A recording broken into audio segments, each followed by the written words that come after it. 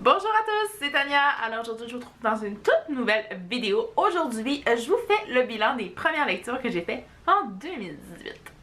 Au début de l'année 2018, je l'avoue, j'étais en totale panne de lecture et ça a apparu sur mes lectures, sur mon challenge Goodreads aussi. Oh my god, c'est un vrai désastre ce truc.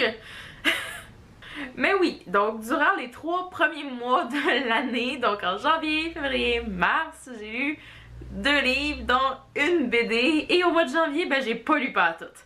Fait que ça vous dit, j'ai lu une BD un mois, puis un livre un autre mois. Wouh! Hey, je battrai pas de record cette année, hein?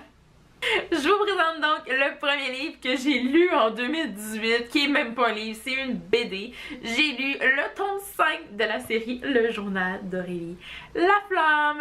Donc ce tome-ci se nomme Les Pieds sur Terre, c'est publié chez Michel Lafon et ce livre-là m'a également été envoyé par Michel Lafon Canada.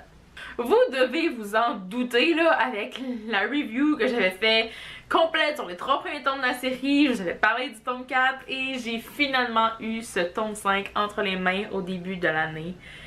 Et oh my god! J'ai donné une note de 5 sur 5, évidemment. J'ai adoré cette BD-là. Je vous dirais que oui, vu que ce tome 5-ci, c'est pratiquement le deuxième film qui a été, la deuxième adaptation qui a été faite au cinéma il y a quelques années de la série de livres, je vous dirais que oui, j'ai quand même vu certaines ressemblances. Il y a beaucoup de choses qui se ressemblent, puis il y a beaucoup de choses qui se passent, on dirait, en peu de temps.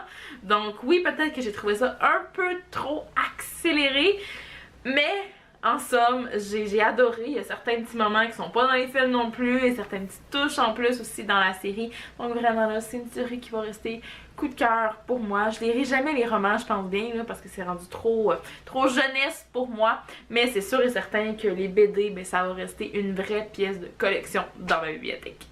Et le deuxième roman que j'ai lu en ce début d'année 2018, donc j'ai lu en mars, je l'ai terminé en mars parce que c'est le livre que j'avais commencé en décembre.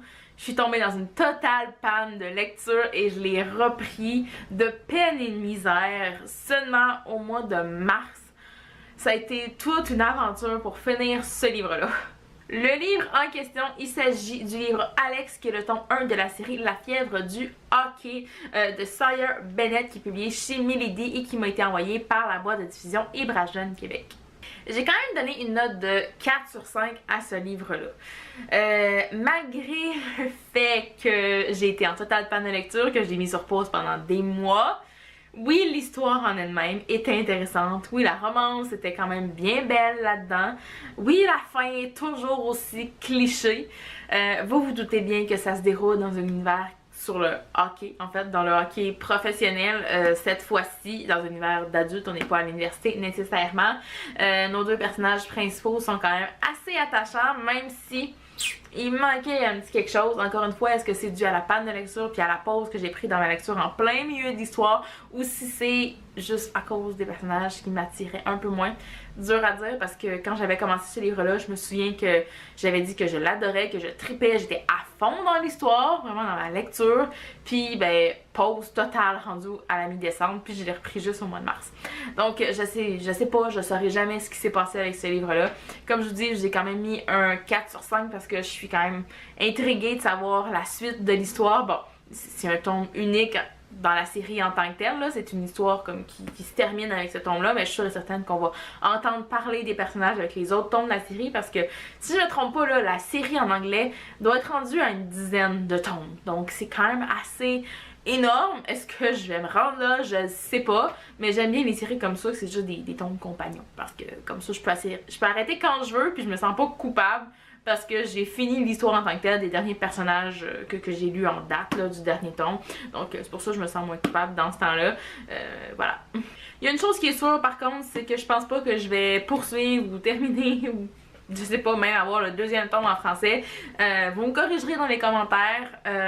Aline, tu me diras si tu le sais, ou Selena aussi, si vous pouvez m'en dire plus par rapport à ce livre et cette série. Mais je sais que les éditions Milady ont pris la grande décision d'arrêter plusieurs de leurs collections, en fait, qui publiaient en poche.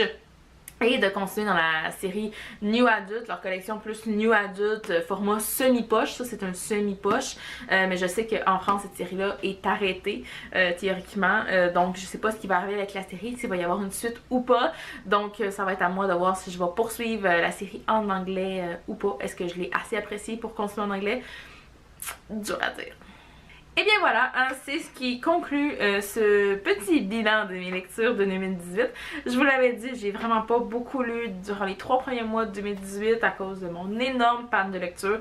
Je recommence tout juste à lire. Je suis encore dans ma première lecture du mois d'avril, mais on s'entend que j'ai pas choisi une lecture très simple parce que mon livre fait presque 700 pages.